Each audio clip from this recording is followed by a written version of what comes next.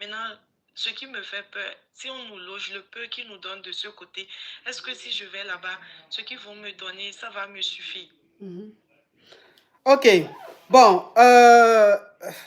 ce qui est en train de se passer, c'est que ton mari, il est devenu accro au Aoko. Voilà, Oui, c'est dit qu'il est maman. devenu accro au Aoko. Il a tellement frappé à Aoko quand l'enfant est resté à l'hôpital pendant 8 mois et avant que tu sois avec lui, comme il est Avant, resté... oui, Non, attends ma chérie, je suis en train de récapituler. Avant que vous vous mariez, comme il est resté célibataire très longtemps, donc lui, il a toujours... C'est Aoko, il frappe. C'est Aoko, il s'est toujours plofi, il a toujours frappé à Aoko. Donc il est devenu accro. Et oui. après l'accouchement, comme l'enfant était malade et que tu étais tout le temps à l'hôpital pendant ces 8 mois, donc il a continué, aujourd'hui il est devenu accro. Ce qui fait que tu es rentré, tout va bien maintenant, tu es rentré à la maison, mais il ne t'aigrait pas, il continue de frapper à Oko. Et ce qui est grave dans l'explication que tu donnes, c'est qu'aujourd'hui, il fait seulement des PayPal aux filles qui lui envoient les trucs pour que lui puisse frapper Aoko. C'est-à-dire qu'il envoie l'argent aux filles là, elles envoient les OO, les AA. Comme ça, lui, il regarde, il s'enjaille et puis il frappe son Aoko. Oui, Et ce qui fait maman. que vous, qui avez besoin d'argent, c'est-à-dire l'enfant et toi, vous avez besoin d'argent, il dit toujours qu'il n'a pas l'argent, mais il fait tout le temps PayPal à ces filles-là pour frapper son Aoko. Oui, ma Maintenant, coach. quand tu as expliqué ça aux assistantes sociales, à ton assistante sociale, quand tu lui as expliqué ça, ton assistante sociale t'a dit qu'ils peuvent t'héberger, ils peuvent te trouver un logement. C'est-à-dire te trouver un logement avec ton enfant et ils vont prendre en charge ton logement, te donner peut-être un peu d'argent pour pouvoir subvenir aux besoins de toi et tes enfants, de ton enfant. Et peut-être que, comme il est le père, il va aussi payer la pension alimentaire. Oui, C'est ce qu'on t'a dit. oui, oui, Ok. ma coach. Maintenant, toi-même, quand tu réfléchis et que tu vois la situation, qu'est-ce que tu penses faire? Qu'est-ce qui serait bien pour toi? Je n'avais pas en parlé à ma famille. Mhm. Récemment, j'étais obligée parce que j'étais à bout. J'en ai parlé à ma maman. Mhm. Elle m'a dit de patienter, Ah, ok, c'est de ce faire ça. colophie, c'est-à-dire un moro qui se colophie, quoi, qui se colophie lui seul, voilà. Mhm. Donc, maman me dit de patienter, de faire ci, que Mhm. l'enfant soit enfant unique chez son papa et chez sa maman, que Mhm. en grandissant, l'enfant n'a pas qu'au moins de patienter, de faire deuxième enfant. Je lui dis, elle ne comprend pas le fond de la situation. Elle me dit qu'ils avaient patienté comme ça en leur temps, patati patata. Donc, comme il a le soutien de ma maman, au fait, Mhm. il vient à la maison, il ne me calcule même pas. Même quand je commence pas à parler, c'est son téléphone, il met ses écouteurs, il bloque le volume, il ne m'écoute même pas. Mhm. Donc, je ne sais pas au juste quoi faire. Mhm. Moi, au fond, je ne supporte plus. Au fond, je ne supporte plus. Mhm. Non, mais oui, non, mais parce que, attends, il y a quand même des limites. Il y a quand même des limites dans la façon de faire. Là, ce qu'il est en train de faire maintenant, c'est foutaise. Là, Oui, ce qu'il fait maintenant, on appelle ça foutaise, foutaise dernier degré. Alors, je vais récapituler, mais j'ai déjà récapitulé, je ne sais plus. Je ne sais plus si j'ai récapitulé. vous avez Est-ce que j'ai récapitulé. récapitulé, mes amours? J'ai récapitulé? J'ai récapitulé ou pas? Ok, ok, d'accord, d'accord. Ok, ma chérie, moi, ce que je vais te dire, c'est que si tu peux commencer tes démarches administratives, afin qu'on puisse te trouver un endroit où aller et te prendre en charge le temps que tu trouves peut-être une aide, c'est-à-dire une école pour ton enfant, où ton enfant peut partir en temps partiel pour que toi, tu puisses avoir une petite activité, tu puisses travailler en temps partiel. Tu vois? Mais ça, c'est des choses que tu dois mettre en place. Donc, tu ne peux pas partir un coup comme ça. Il faut que tu fasses tes courses, c'est-à-dire tes démarches administratives. Tu n'as pas besoin de lui dire.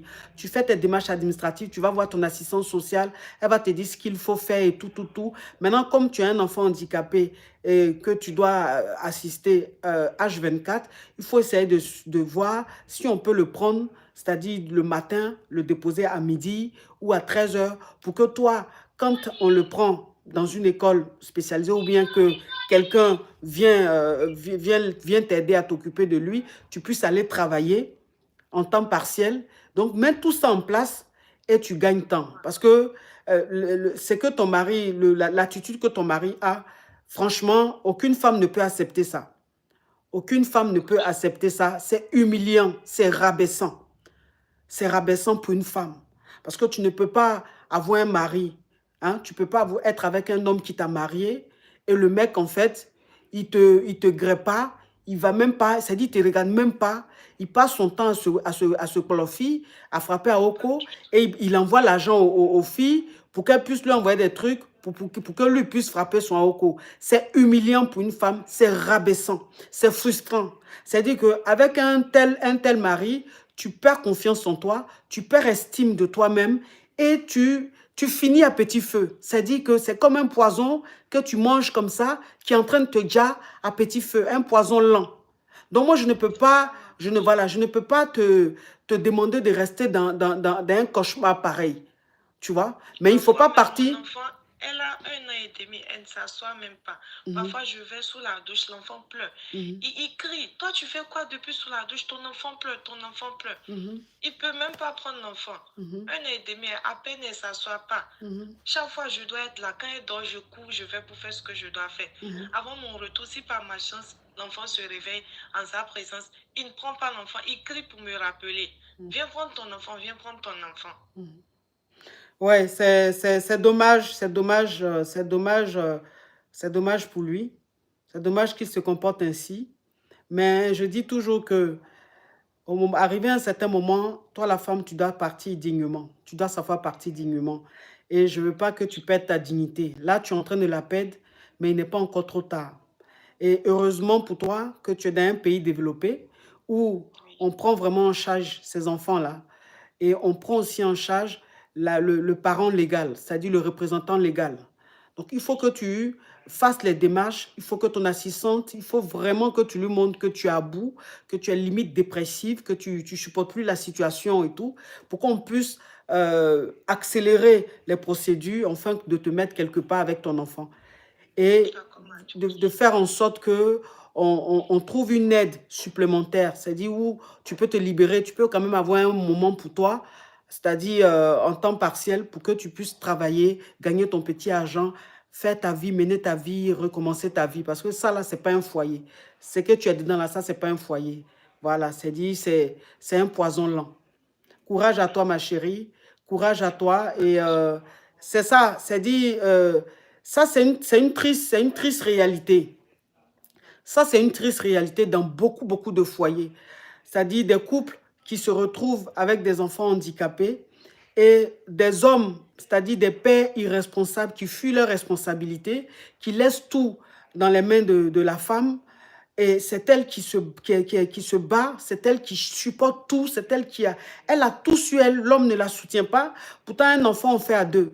C'est-à-dire, vous avez fait l'enfant à deux, mais comme l'enfant est malade, le père, il se désengage et il te laisse avec ton enfant. Étant mère, tu ne peux pas laisser ton enfant comme ça. Ça fait que ces femmes-là, elles n'ont plus de vie. Elles n'ont pas de vie. H24, elles sont avec leurs enfants, elles s'occupent de leurs enfants. C'est vraiment, vraiment, vraiment difficile pour ces femmes-là. Et c'est une triste réalité. Il y a plein de femmes dans ce monde-là qui vivent ça. À ces femmes-là, je dis vraiment, courage à vous, que Dieu vous assiste, que Dieu soit avec vous. Et ma chérie, le fait que tu aies cet enfant-là, ne pense pas que c'est une malédiction ou c'est... Non, non, non. Bien au contraire, c'est une bénédiction. Quand Dieu te donne un enfant spécial, c'est une bénédiction. C'est les êtres humains, en fait, qui ne comprennent pas, qui prennent ça pour une malédiction. Mais Dieu sait pourquoi il t'a donné cet enfant spécial. Donc, ne baisse pas les bras. Sois forte pour ton enfant. Bats-toi, afin que tu puisses te trouver un toit, tu puisses t'occuper de lui et tu vas rebondir. Courage à toi, ma chérie. Merci beaucoup. Courage à toi. Et sache que tu es avec un ange. C'est ton petit ange qui est auprès de toi. Ne te décourage pas.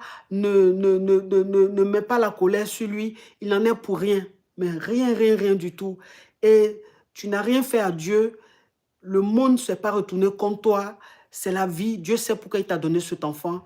Même si son père aujourd'hui te délaisse, il se désengage et tout, toi, il faut continuer à t'occuper de cet enfant-là. Il faut te battre pour être autonome. Bats-toi pour qu'on puisse t'aider, pour que tu puisses avoir un temps pour toi, pour aller travailler, pour aller respirer un peu. Voilà, c'est très important. Courage à toi, ma chérie. Courage à toi. Merci. Courage à toi.